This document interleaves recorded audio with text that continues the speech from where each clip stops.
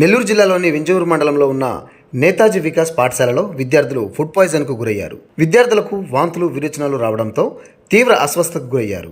అయితే food poison జరిగిందని గమనించిన పాఠశాల యాజమాన్యం ఫుడ్ పాయిజన్కు గురైన 30 మంది విద్యార్థులను హుటాహుటిన ప్రభుత్వ ఆసుపత్రిలో చేర్పించారు. అయితే విద్యార్థులను హాస్పిటల్లో చేర్పించారు, కానీ పాఠశాల తరపున హాస్పిటల్లో ఒక్క టీచర్ కూడా లేకపోవడం గమనార్హం. దీనిపై విద్యార్థుల తల్లిదండ్రులు, విద్యార్థి సంఘాలు తీవ్ర ఆందోళన వ్యక్తం చేస్తున్నాయి. ఎందుకు జరిగింది, ఎలా జరిగింది అన్న విషయాలు తెలియాల్సి ఉంది.